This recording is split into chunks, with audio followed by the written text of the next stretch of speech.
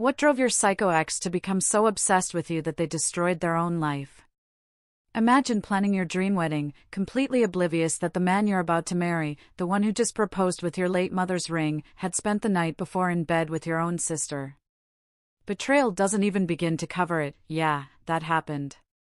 My ex-boyfriend, Tyson.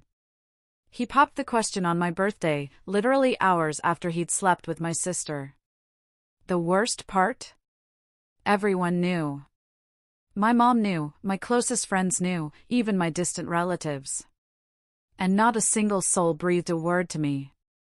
Not until 6 agonizing months into wedding planning, when one of my bridesmaids, bless her drunken heart, spilled every single disgusting detail. My world shattered. Instantly. I broke things off. There was no discussion, no debate. I told him he had a week to get his stuff out of my apartment, and then he was gone. Tyson tried every trick in the book, crying, begging, promising it wasn't what it sounded like, claiming he loved me. When none of that manipulative garbage worked, his true colors started to show. He got angry. Fine, he snapped, let's break up. But I want the ring back. My eyes practically popped out of my head. The sheer audacity. Wait, I shot back, you cheat on me with my own sister, and now you want my dead mom's ring? The one, by the way, that my dad gave you for free to propose with? He just looked at me, completely deadpan, and nodded. Yeah. That ring. Get out, Tyson, I warned him, my voice dangerously low, before I call the cops. He grabbed his box of pathetic belongings and started to leave, then paused in the doorway. So, the ring? I slammed the door right in his face. Locked it. Hard. For weeks, I couldn't wrap my head around it. Why was he so obsessed with that ring? It was my mother's. It was a symbol of my family, not his. 3 months passed, and the harassment didn't stop. Not for a single day. Tyson sent me texts constantly, daily, telling me how unfair I was, how bitter, how vindictive. He even had the gall to say his new girlfriend, who happened to be my sister, deserved to wear my mom's ring. She would have wanted your sister to be happy, he actually tried to explain. That was it. I blocked his number, figuring that would be the end of it. Oh, how wrong I was. That just made things so much worse. He started showing up at my work during lunch, cornering my coworkers, trying to get them to convince me to do the right thing and give him the ring. Every time I saw him, every time he called me bitter for keeping what was mine, I just wanted to scream. All I wanted was to move on from this nightmare, but he wouldn't let me. It felt like I was trapped in an endless loop, all because of this stupid, beautiful ring. What was really going on? By the way, if you're still with me through this absolute madness, make sure to hit that subscribe button. Trust me, you won't want to miss the unbelievable stories I've got coming next. The answer to my question finally came when my friend, Jane, suggested a girls' trip for the weekend. 3 days away from all this Tyson madness, she promised, and it sounded like heaven. Before I left, I called my dad, asking if he could stay at my apartment and watch my orange cat. Sure thing, sweetie, he said, in that gentle way he always does. So I packed my bags, posted a photo of them to my Instagram, letting the world know I was finally moving forward. And for the first time in months, I was genuinely happy. Lying on the beach, making new friends, hiking new trails. Tyson wasn't in my thoughts. The ring wasn't in my thoughts. I was finally, truly healing. What I didn't know was that Tyson had been obsessively watching my Instagram, too. He'd created a fake account after I blocked him. He saw my post. He knew my apartment would be empty all weekend. The ring, he must have thought, could finally be his. That Sunday, at 2 a.m., my phone rang. It was the police. My heart raced the entire 4-hour drive back to my apartment. What could have happened? When I arrived, the police waved me over, refusing to let me inside. It's real bad in there, the officer explained, shaking his head. 12 years in law enforcement? You'd think I'd seen it all. My anxiety spiked. Just as I was about to burst, he started spilling everything. Tyson had shown up at my apartment around 11 p.m., parking 2 blocks away like a coward.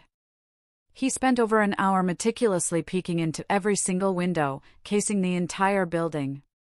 He pulled out a lockpick kit he'd bought online and spent 19 minutes silently trying to get in. 19 minutes of single-minded determination. When the lock finally clicked, he slipped inside, heading straight for my bedroom. He knew exactly where I kept my jewelry box, the top drawer of my dresser. He was digging through my things, so desperate for the ring that he didn't even hear the footsteps growing closer in the hallway. My dad. My Marine dad, who was supposed to be watching my cat, had heard the lock being picked. He moved silently. When he saw the intruder heading for my bedroom, his instincts kicked in. He stepped into the doorway, his voice chillingly calm. Don't make any sudden movements if you want to live. Now turn around slowly and put your hands where I can see them. And Tyson, being the brilliant man he is, decided to grab the nearest, heaviest object and throw it at my dad, then try to run past him. That was his first mistake. The rest, the officer said, I'd have to see for myself. He led me past the yellow tape. It was gruesome. A miracle Tyson had even survived. The doctors said he'd live, but the damage was severe. Yet, the nightmare wasn't over. The detectives called me again. They'd found something in the trunk of Tyson's car they needed me to see. They couldn't tell me over the phone, just kept apologizing. When I saw it, it all clicked into place. Everything. The detective pulled out his tablet, showing me photos of papers spread across the trunk floor. My eyes locked onto an insurance policy with my name forged at the bottom.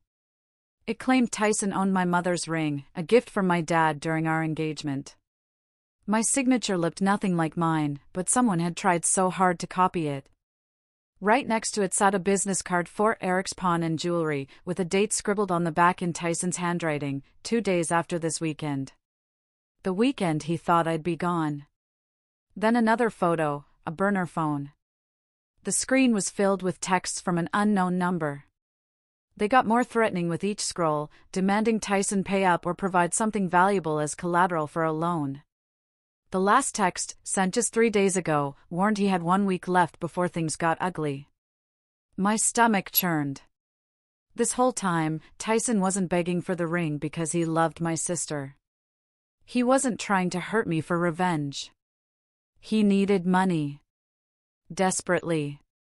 Detective Lombard explained they found more documents, including a fake gift affidavit claiming my dad had legally transferred ownership of the ring to Tyson. The notary stamp looked official, but they'd already confirmed it was a fake. Tyson had been billed in. GA backup plan, a way to commit insurance fraud if I didn't just hand over the ring.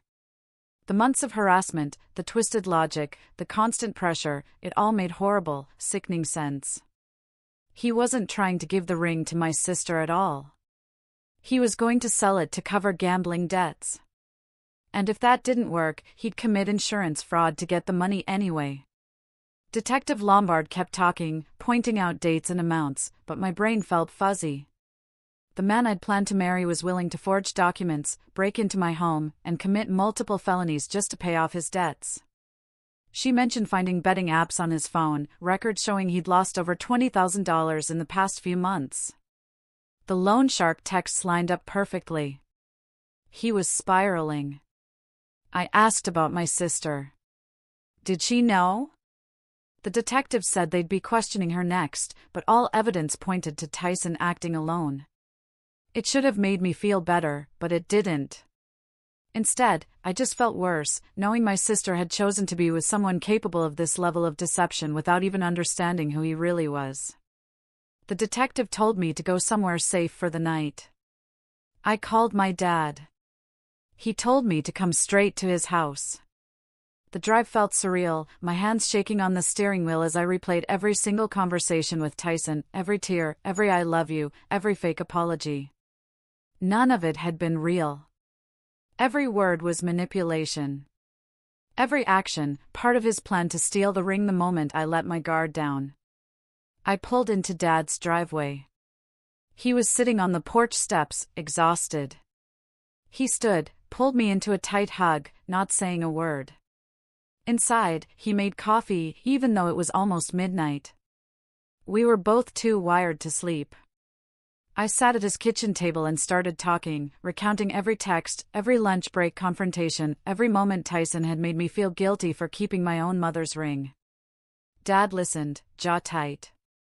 When I finished, he just said he felt like an idiot for giving Tyson the ring in the first place. I told him it wasn't his fault. Tyson had fooled us both. But the guilt still sat heavy on his shoulders. We stayed up until dawn, neither of us able to stop thinking about what could have happened if Dad hadn't been there. My phone rang at exactly 8 a.m. Detective Lombard. Tyson had made it through surgery, stable, with multiple broken bones. He'd survive. I felt this weird mix of relief and anger. Relief because my dad wouldn't be facing murder charges, this nightmare wouldn't get even worse. But anger because Tyson would recover, walk out of that hospital, and continue his life after trying to destroy mine. Detective Lombard sensed my feelings. She said the district attorney was very interested in prosecuting this case to the fullest extent. Tyson's injuries didn't change the severity of what he'd done. She asked me to come give a formal statement, review the evidence. They were building a strong case for burglary, attempted theft, forgery, and insurance fraud. Charges that made my head spin. I agreed to be there at 10. I needed to call my boss. Her voice was cheerful, normal, jarring against my chaos. I kept it vague, family emergency. She didn't push, just said to take the whole week if I needed it. Her kindness hit me harder than I expected. Tears welled up, and I had to clear my throat twice to thank her. Dad squeezed my shoulder. "It's okay to fall apart a little," he said. But I couldn't. Not yet. I still had the police statement, and whatever came next. At the station, Detective Lombard led me to a small interview room. She sat across from me, notepad ready, and asked me to start from the beginning. I took a deep breath. I talked about how Tyson had seemed perfect, how my family welcomed him, how Dad trusted him with Mom's ring. Then the betrayal, the drunken bridesmaid, the breakup. The 3 months of constant harassment. The daily texts, the claims my sister deserved the ring, how he twisted everything to make me feel like the bad guy. I told her about blocking him, and how he started showing up at my work. She asked specific questions about dates, times, whether I felt threatened. I answered as clearly as I could. After almost an hour, she leaned back.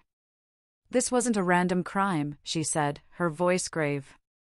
"This wasn't impulsive. This was calculated. Planned. Something Tyson had been building toward for months, while pretending to care about sentiment and your sister's feelings." She pulled up security footage on her computer. Grainy black and white video of my apartment building's parking lot. A timestamp, 9:47 Sunday night. There was Tyson's car, circling the block once, twice, 3 times, before parking 2 streets over. She fast-forwarded. 11:03 p.m. He was walking toward my building. He'd spent over an hour watching and waiting, making absolutely sure no one was home. The footage showed him checking windows, walking around the entire building, then bent over my front door for what felt like forever. It took him 19 minutes to pick the lock. 19 minutes of pure, cold determination to get inside and steal from me. I felt sick watching it. How methodical he was. How patient. This wasn't desperation. This was planning. Every detail. My routines. The perfect opportunity. An evidence tech came in with a folder of photos. The lockpicks that they found in Tyson's pocket, still in the Amazon packaging. A receipt showing he ordered them 3 weeks ago. 3 weeks. The detective pointed to the date. Premeditation, she said. Beyond any doubt. More photos, his car interior, the insurance documents laid out, the pawn shop appointment. Every piece of evidence painted the same picture. Someone who spent months manipulating me and weeks preparing to commit multiple felonies. I stared at the photos, a strange disconnect. It was like looking at evidence of a crime committed by a stranger, not someone I'd almost married. Detective Lombard said the DA wanted to meet me. The door opened, and a woman in a dark suit walked in. Elena Stowe, Assistant District Attorney. She explained the serious felony charges Tyson was facing, potentially significant prison time. Her voice was professional but warm. She saw me as the victim. The state would pursue this aggressively. She asked if anyone had tried to convince me to drop charges. I mentioned my sister's missed calls. Elena nodded. Probably wise for now. Sometimes family members of defendants try to minimize what happened or make victims feel guilty for seeking justice. She emphasized that what Tyson did was a crime against the state, not just against me personally. The prosecution would move forward even if I had doubts. That actually made me feel better. I wouldn't be solely responsible for what happened next. Professionals were handling this. I could focus on healing. Elena pulled out paperwork, shook my hand, and left. Detective Lombard walked me out. Dad was waiting in his truck. I climbed in, and he asked how it went. They have everything, I said. And more. Tyson basically documented his own crimes. We drove back to his house in silence. Processing. The legal system was taking over. All we could do was wait. And heal. Before we left, Elena had asked if I thought my sister knew about Tyson's money problems. I looked at the table. Honestly, I have no idea anymore. Ava had been so angry, so defensive of him. I couldn't tell if she was helping him or if he'd fooled her too. The not knowing made it worse. I'd lost my sister either way. Guilty or just blind. Elena made a note. They'd look into Ava's involvement. Detective Lombard slid my apartment keys across the table. Crime scenes cleared. You can go back anytime. I pushed them back. I can't. Maybe not ever. The thought of sleeping in that bedroom, where Tyson had gone through my things, made my skin crawl. Lombard nodded. Victim services can help with relocation costs if you want to break your lease. Dad spoke up. He'd pack my essentials with a police escort. I grabbed a notepad, my hands shaking. Clothes. Laptop. Toiletries. Cat supplies. When I got to jewelry box, I stopped. Have someone else grab it, I told Dad. I don't want you touching Mom's ring after what happened. His face fell, but he understood. While Dad went to my apartment, I sat in Detective Lombard's office, drinking bad coffee. She gently suggested a restraining order once Tyson was out of the hospital. My chest tightened at the thought of him being mobile again. How soon can we file it? I asked. Elena came back with the forms. She walked me through every section, explaining it would prohibit any contact. Direct, indirect, through third parties, social media. Violation meant immediate arrest. No questions asked. I checked almost every box. No calls. No texts. No emails. No showing up at home or work. No contact through family members. Elena added a note about the fake social media accounts. I signed my name, the pen slipping in my sweaty hand. She promised to fast-track it. They were also requesting high bail, given the break-in, the assault on Dad, and the gambling debts. Dad got back 3 hours later, carrying 2 big boxes and my yowling, hissing orange cat. At Dad's house, she shot out of the carrier and disappeared under the guest bed. Dad collapsed into his recliner. I really looked at him then. He looked old, older than his 58 years. New lines around his eyes. Gray stubble. He was traumatized, too. He'd had to seriously hurt someone in his daughter's apartment to keep us safe. That evening, my phone buzzed nonstop. Relatives I barely knew. Aunt Linda asking if the rumors were true. Cousin Mike wanting to know what happened. Uncle Rob heard Dad beat someone up. I turned my phone off. Asked Dad to do the same. We ate leftover pizza in silence. Around 9, Dad's landline rang. Detective Lombard. The restraining order was approved. An officer served it to Tyson in his hospital bed. His parents were there, very upset, demanding to know why their son was persecuted after being attacked. Lombard explained their son broke in, attempted to steal property, and the homeowner had every right to defend his residence. I thanked her. I tried to sleep but kept waking, heart pounding. At 3 a.m., I gave up. Grabbed the baseball bat from Dad's hall closet.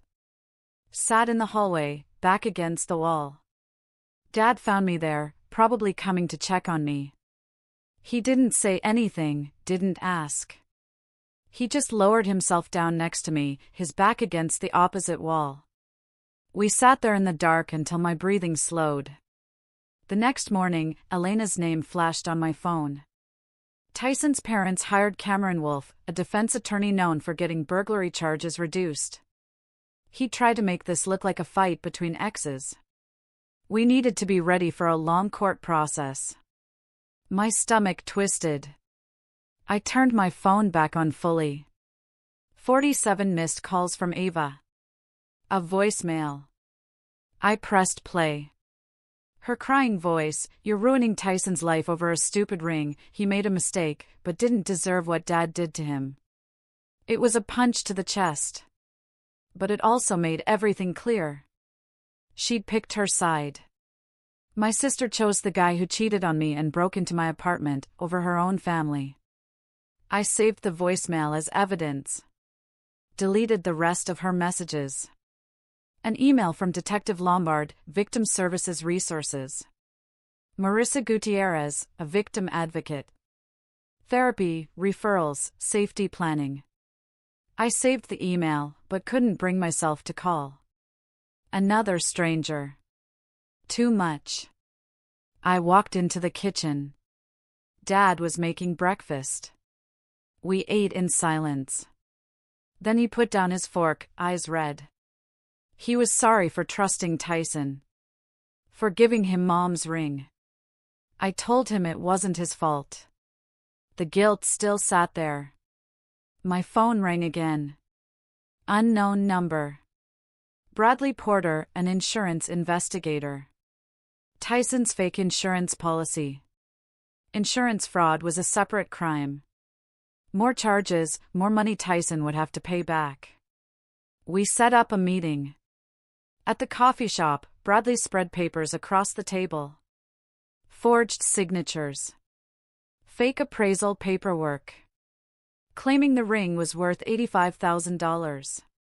It was probably closer to $15,000. Every page, another lie.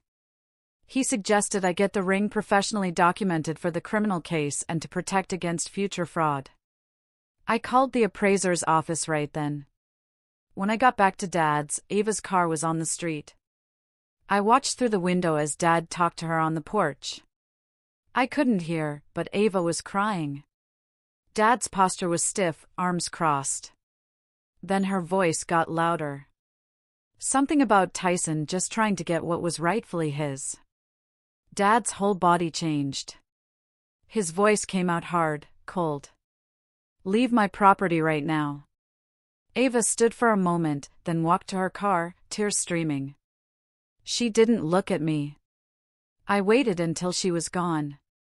Dad was standing in the living room, looking older and more tired. "My heart is breaking," he said. "Both my kids are hurting, but I can't support someone who defends what Tyson did." We sat on the couch, leaning against each other, the same way we used to when I was little and something bad happened at school. Our family would never be the same.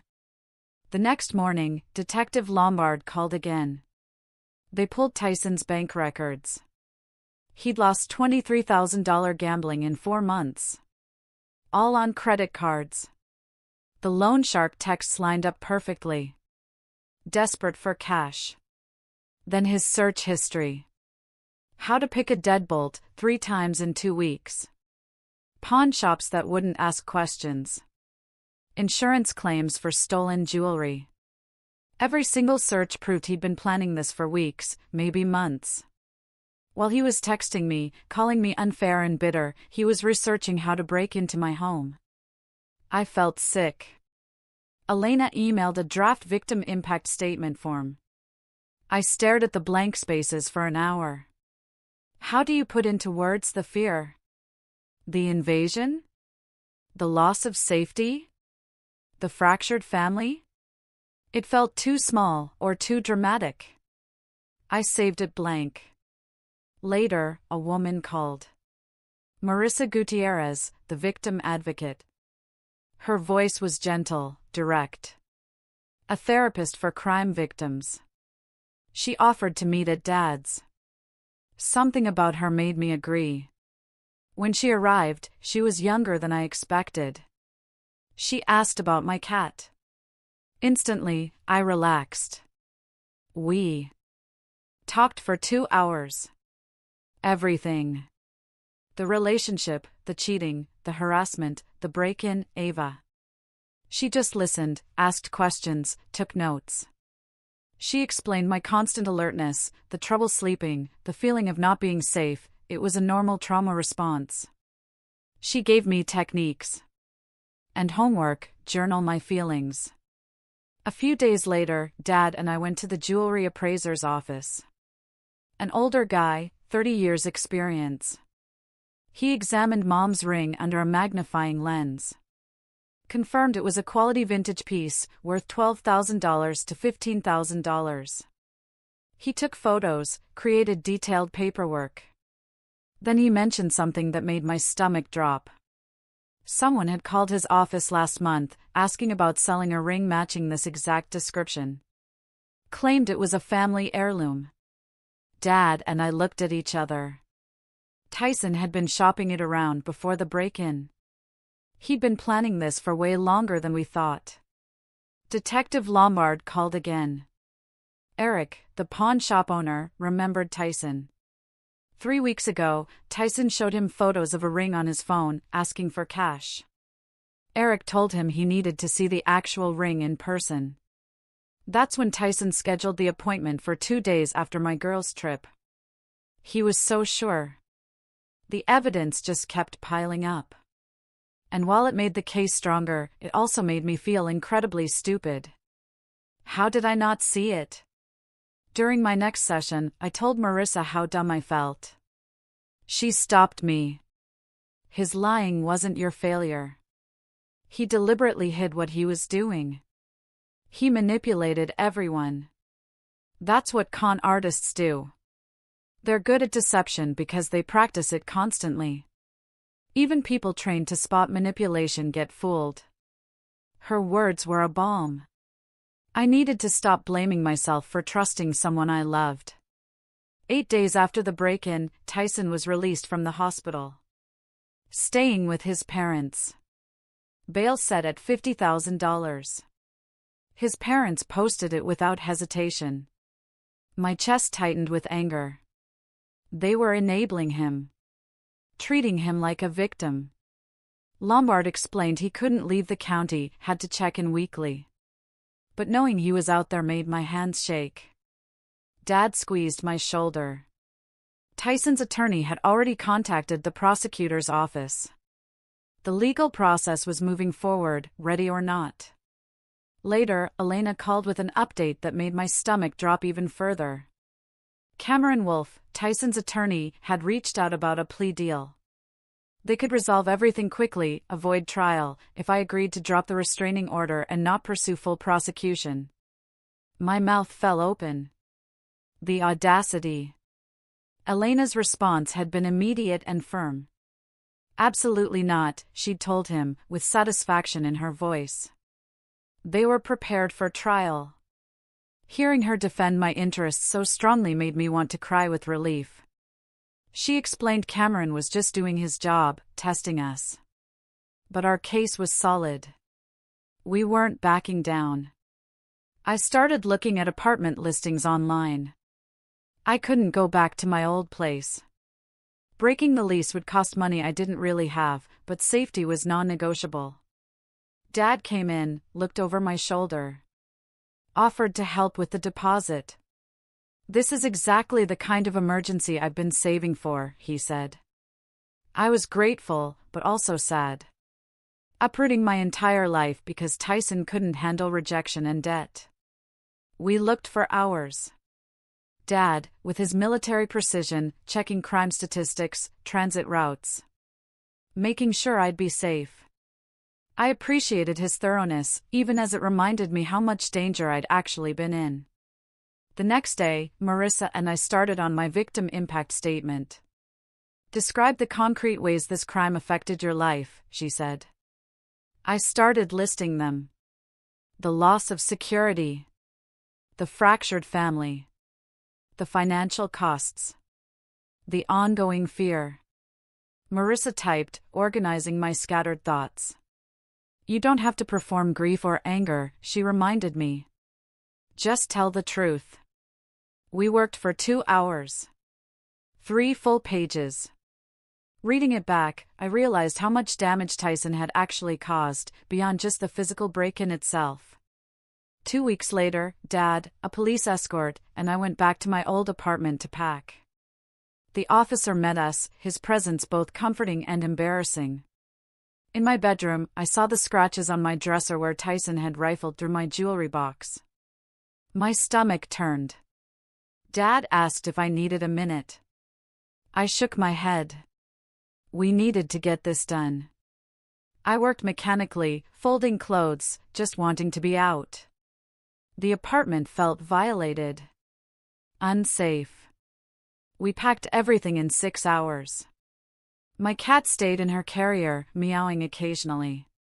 When we finished, I left the keys with the building manager, along with a letter breaking my lease under the domestic violence clause. She looked at me with sympathy. I'm so sorry this happened. She waived the penalty fees. One small relief in an ocean of stress. I thanked her and walked out, not looking back at the apartment where I'd lived for 3 years and planned a future that would never happen. I moved into a small one-bedroom with security cameras and a doorman. Dad helped me set up, installing extra locks, a security bar. His military precision showed. He checked every window, every entry point. We arranged furniture for maximum visibility. By evening, it felt like a fortress. I could finally breathe a little easier, knowing Tyson didn't know where I lived. 3 days later, Detective Lombard emailed. Investigation complete. Formal charges: first-degree burglary, attempted grand theft, forgery, insurance fraud. Preliminary hearing in 3 weeks. I'd have to testify. My heart pounded. Elena called, walked me through it. Just to establish probable cause. She'd be there. I marked the date. Dreading it, but knowing I had to follow through. A week later, a text from an unknown number. Ava. We need to talk. Things about Tyson you don't know.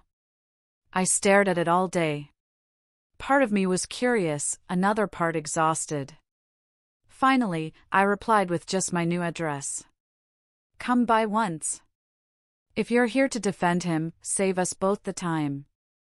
She replied immediately. 7 p.m. tomorrow.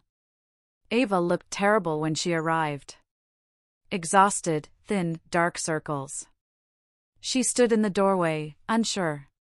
Then walked slowly to the couch. We sat in awkward silence. She started talking in a rush. Tyson had been pressuring her to get money from Dad for legal fees, but she suspected gambling debts. She found betting apps on his phone. Confronted him. He got angry. His voice changed, cold and mean. Nothing like the person she thought she knew. She admitted she'd been stupid to believe his lies. She pulled out her phone, showed me screenshots of betting apps, thousands of dollars in losses.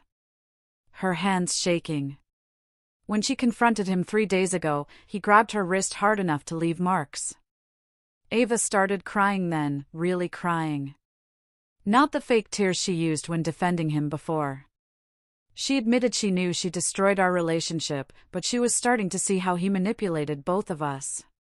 She felt trapped, living with him at his parents' house, seeing this terrifying side of him. I sat there, a weird mix of anger and genuine worry. Even Huff, she betrayed me. I didn't want her hurt by the same person who broke into my apartment. I told her honestly, I can't help you with Tyson. I have my own healing to do. I can't be your support system right now. But I offered Marissa's contact info. She took the number, saved it. Apologized again. I told her I needed time. Forgiveness wasn't something I could offer right now. She nodded, left quietly. I locked the door, exhausted, but relieved she was finally starting to see the truth. 3 weeks later, I walked into the courthouse for the preliminary hearing. Dad beside me. Elena meeting us. Tyson was already at the defense table, pale and thin, using a cane. Cameron Wolfe, his attorney, looked confident. The judge entered. The hearing began. Cameron argued it was a misunderstanding between exes. Dad's force was excessive. Tyson was just trying to retrieve property he believed was his. The judge looked unimpressed. Flipping through evidence photos. Lockpick kit. Forged insurance. The timeline. Elena calmly presented the facts: premeditation, fraud, months of harassment. The judge nodded. When it was my turn, I walked to the witness stand. My voice steadier than I expected. For 40 minutes, I talked. The relationship. The cheating. The harassment. The daily texts, showing up at work, making my life miserable. Cameron tried to interrupt, suggesting I was vindictive. Elena objected. The judge sustained it. The ring legally belongs to her, regardless of any relationship drama. Ownership isn't up for debate here. A small surge of validation. Finally, someone in authority confirmed I wasn't crazy for refusing to hand over my dead mom's ring. Cameron asked if I'd ever offered to return it. No, I said. Because it was mine. And Tyson had no right to it, especially after cheating on me with my own sister. The courtroom went quiet. Tyson looked down.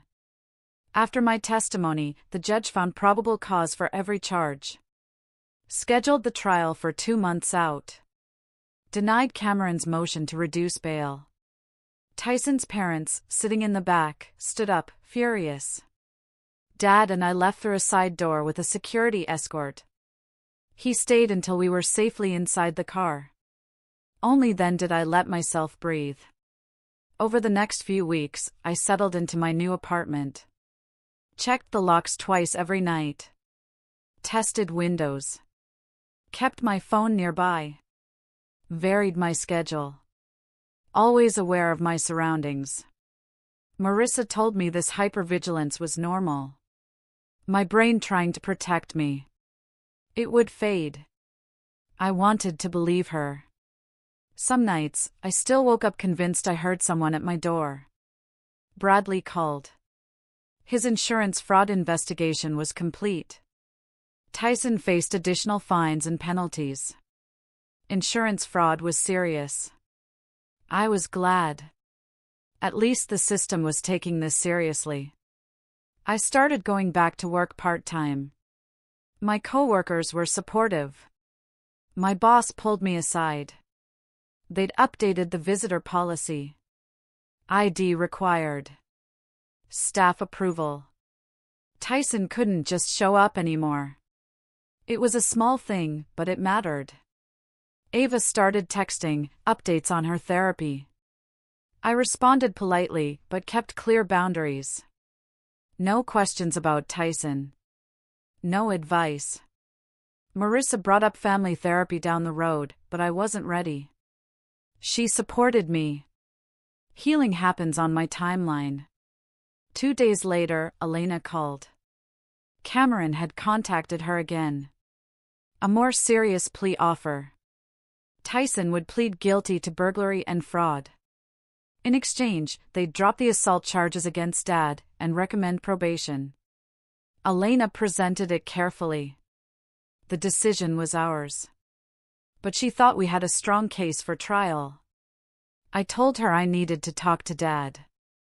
We spent hours at the kitchen table, coffee going cold. Dad worried about a long trial. I worried that 5 years of probation felt like nothing. He'd walk free while I dealt with the aftermath. We went back and forth. Part of me wanted to see Tyson squirm. Another part just wanted it to be over. Dad reminded me of the permanent felony record. I scheduled an emergency session with Marissa.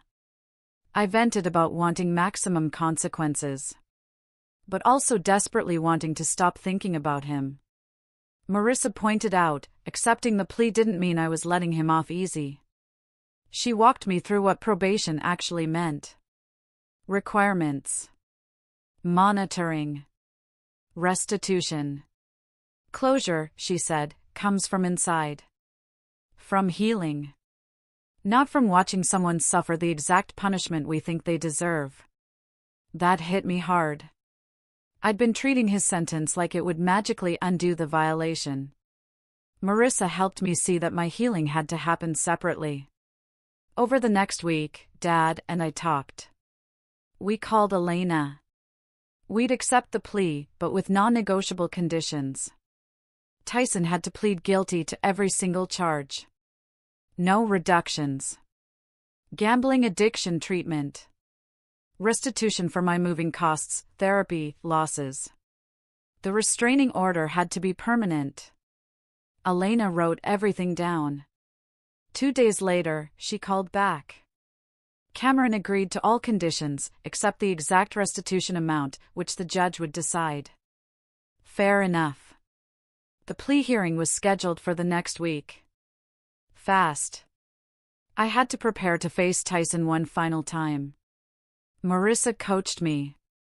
Focus on my statement. Don't get distracted by Tyson's reactions.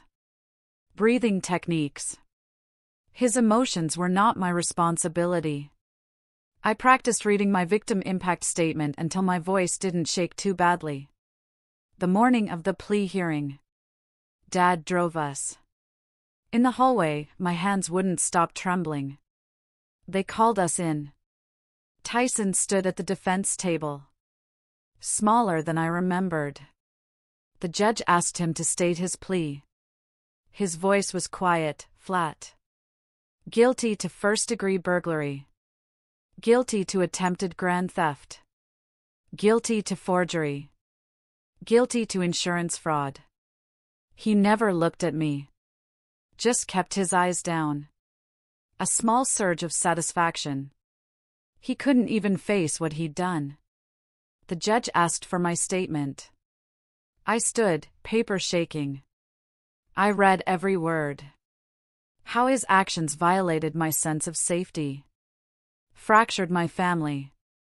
Forced me to move. Changed my entire life. His desperation. His selfishness. This wasn't about a relationship gone wrong. This was about his willingness to hurt people, break laws, to solve his own problems. When I finished, the judge announced Tyson's sentence: 5 years probation with strict compliance, 500 hours community service, mandatory gambling addiction treatment, restitution of $8,500. And a permanent restraining order. He couldn't contact me or come within 500 feet of my home or workplace for the next 10 years. Leaving the courthouse, something shifted inside me. A weight finally lifted. It wasn't perfect justice. It didn't undo what happened. But it was accountability. And closure. Exactly what I needed most. Over the next few weeks, I watched as Tyson started checking in with his probation officer, attending his programs. The first restitution payment came through. Seeing that money felt like validation. Detective Lombard called. Tyson's probation officer had a reputation for being strict and thorough. More peace of mind. 3 months after the plea hearing, Ava texted.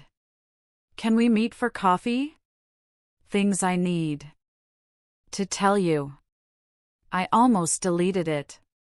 But something made me agree. At the coffee shop, she looked nervous, tired. Something had changed. The awkwardness was thick. She started. She wasn't with Tyson anymore. Ended things a month ago. She was in therapy, trying to understand her choices. I listened.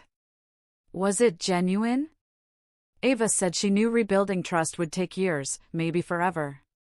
She wasn't expecting forgiveness. She just wanted me to know she was committed to her own recovery, to being honest about the damage she caused.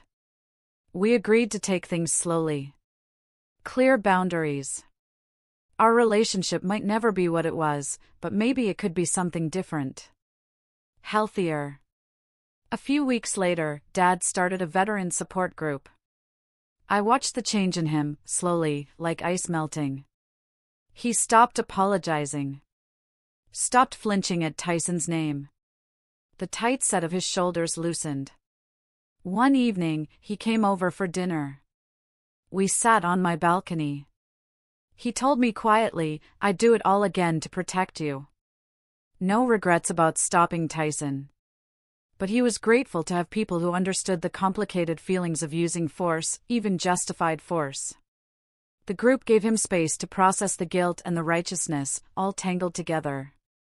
6 months after the break-in, I found myself genuinely settled. My orange cat curled up beside me. My weekly therapy appointments with Marissa felt good now. Mom's ring was safe in a safety deposit box. I didn't wear it yet, but knowing it was protected, waiting, felt right. I learned that healing doesn't follow a straight line. And justice doesn't always feel as satisfying as you imagine it will. But setting boundaries, choosing my own safety over everyone else's comfort? That was the right choice. I was proud of how I handled one of the worst experiences of my life. And that pride felt solid. Real. In a way nothing else had for a long time. So, tell me, what would you have done in my place? Have you ever had to fight for your boundaries when someone tried to take advantage? Share your thoughts in the comments below, I really want to know.